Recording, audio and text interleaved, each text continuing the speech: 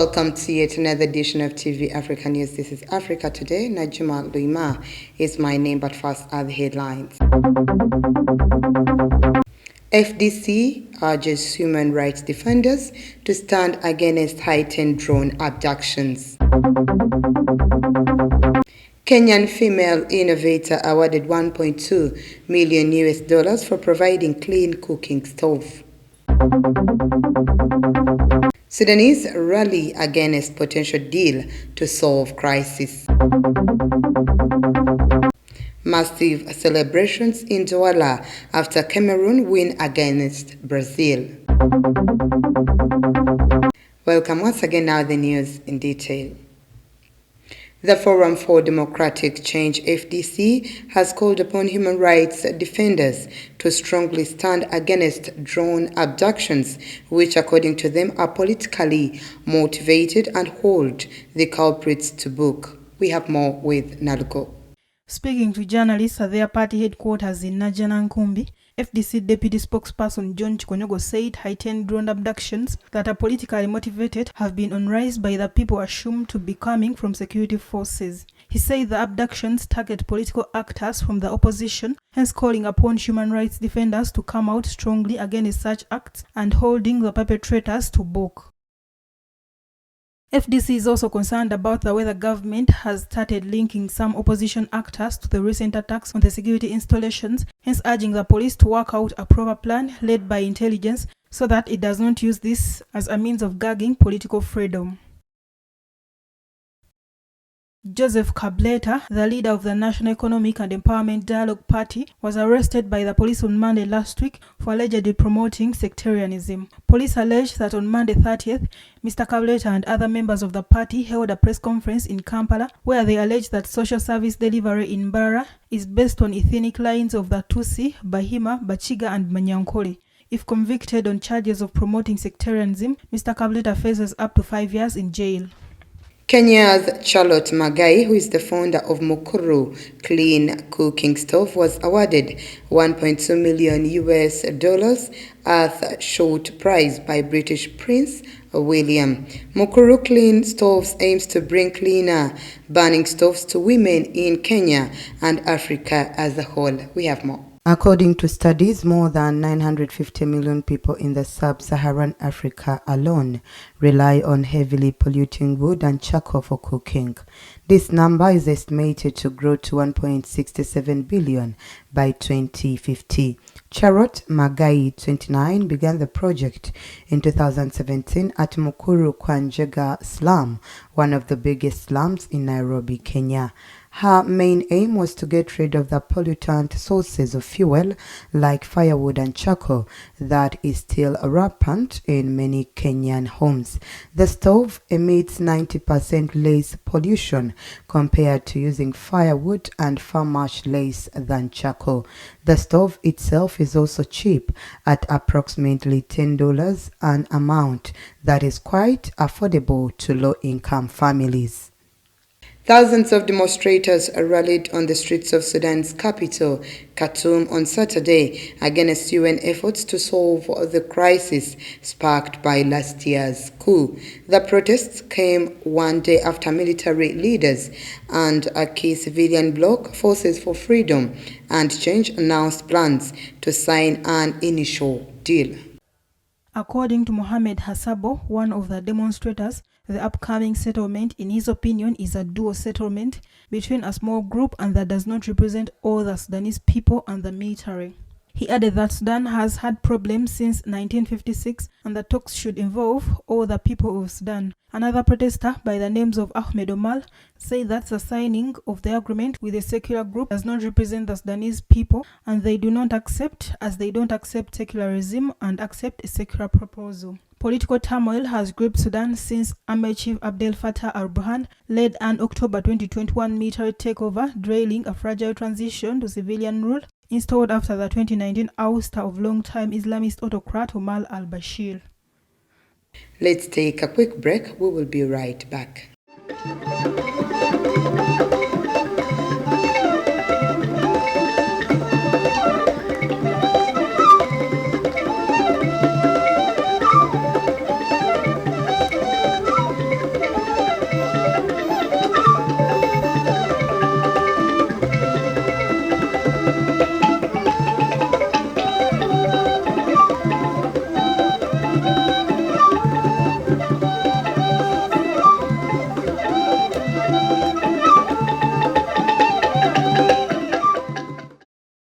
Welcome back. You're still watching TV Africa News, the right to know. The Democratic Republic of Congo government has criticized Rwandan President Paul Kagame for his remarks on the elections in the country. The remarks come after the Rwandan president had accused his Congolese counterpart, Felix Tshisekedi, of exploiting the violence in Eastern DRC to delay elections. The Congolese government spokesman Patrick Muyaya told reporters that he thought that President Kagame has no standing to make any comment on what concerns the elections of DRC, recalling in particular that through a constitutional referendum held in 2015, Kagame had ensured that he would remain in power until 2034. He questioned whether freedom of expression, freedom of demonstration exists in Rwanda and advised him to first look at his own country if he is able to support any opposition to his unique thinking. The Eastern DRC is plagued by violence from numerous armed groups, including the M23, a mostly Tutsi rebellion that has seized large swaths of territory in North Kivu in recent months. Kinshasa says the rebellion is actively supported by Rwanda, a claim Kigali disputes. In a speech to the nation, Rwanda President Paul Kagame said that the problem could be solved if the DRC, where a presidential election is due in late 2023, did not try to create the conditions for an emergency situation so that the elections do not take place. The Secretary General of Tunisia's powerful UGTT union claimed on Saturday that legislative elections due later this month serve no purpose. Let's take a look. Speaking before an audience, Noureddin Tabapi denounced President Kais Saied's constitutional reforms that in his view had neutralized political parties.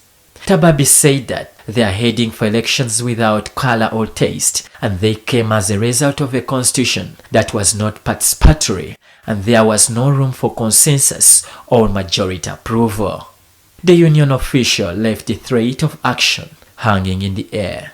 The Secretary General warned the government against any measures targeting basic materials and leading to the starvation of the people, adding that they consider that the secret agreements has reached with the International Monetary Fund as non-binding for wage earners, and they will not confront them in all legitimate and militant ways. Last year, President Kais Saied sacked the government and suspended the parliament.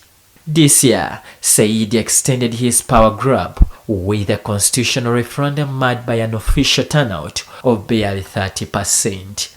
Senegalese deputies who took part in the first parliamentary session since the July 2022 legislative elections in Dakar on September 12, 2022, exchanged blows and held a chair in Senegal's parliament on Thursday over a perceived insult towards an influential pro-opposition religious leader. An opposition MP slapped legislator Amin Diaye over her remarks, according to images on television and social media that were authenticated by the media. She responded by throwing a chair at him and then fell to the ground, where she was helped by fellow members of her group. A fist fight then erupted among MPs before the speaker suspended the session. The bust-up erupted during a vote on the Justice Ministry's budget for 2023. It was sparked by remarks Ndiaye made about Seren Mustafa Sy, a Muslim leader who supports the opposition but is not a lawmaker. On November 27th, she accused him of betraying his word and disrespecting President Macky Sall, according to media reports. Let's once again take a quick break. We will be right back.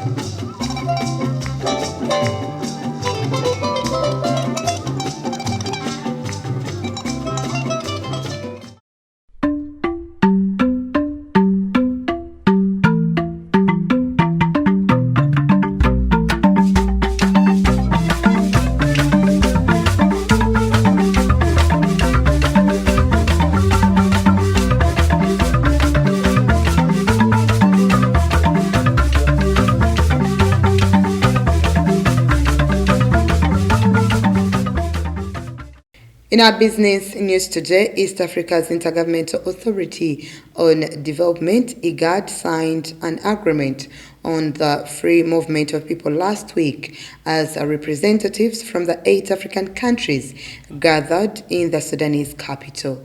We have more on this report. In a press conference that followed the meeting, the authority's secretary, Dr. Wokne Gebeyehu, said that a free movement of people agreement and a transhuman protocol were signed by 7 countries' representatives, with the exception of Uganda's minister, who was absent from the meeting in Khartoum. Gebeyehu provided no further details about the 2 deals, which were signed behind closed doors, but called it a very big achievement for the region. East Africa's Intergovernmental Authority on Development in Khartoum was attended by representatives from Djibouti, Eritrea, Ethiopia, Kenya, Somalia, South Sudan, and Sudan. The 3-day meeting concluded on Friday, December 2nd, and will be held next year in Djibouti.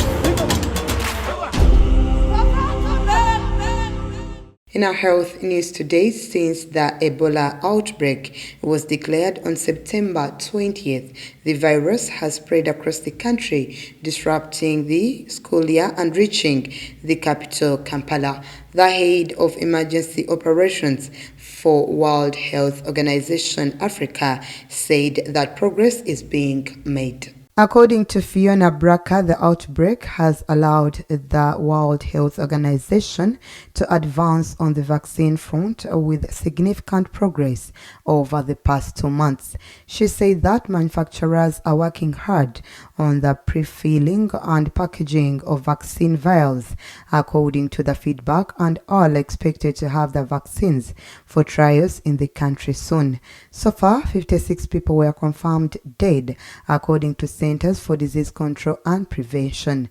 Since the beginning of the outbreak, rapid response team members have been deployed in the districts that reported cases and where contacts live. In early October, the World Health Organization chief announced the upcoming launch of clinical trial of vaccines to combat the Sudan strain of Ebola identified in Uganda. The country's health minister was positive Uganda was winning its fight. According to World Health Organization criteria, an outbreak of the disease ends when there are no new cases for 42 consecutive days, thrice the incubation period of Ebola.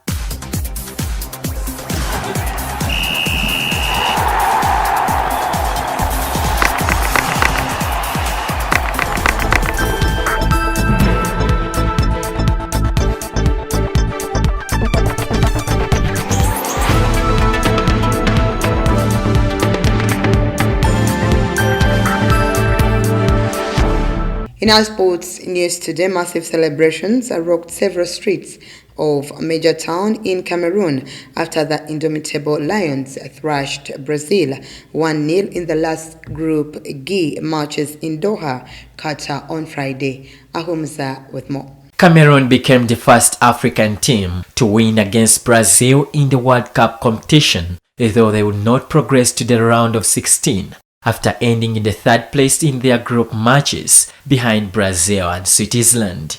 To fans, this was a rare opportunity to beat the Samba Boys after skipper Vincent Baker's only goal of the game in the stoppage time.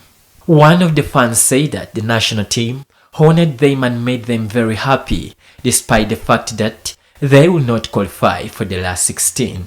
Another fan collectively thanked the players who proved their worth despite the absence of their goalkeeper, and congratulated President Samuel Eto'o, the head of the Cameroon Football Federation, for being the only African country to have beaten Brazil. That was the news. Thank you for always keeping it TV Africa. Please do stay tuned.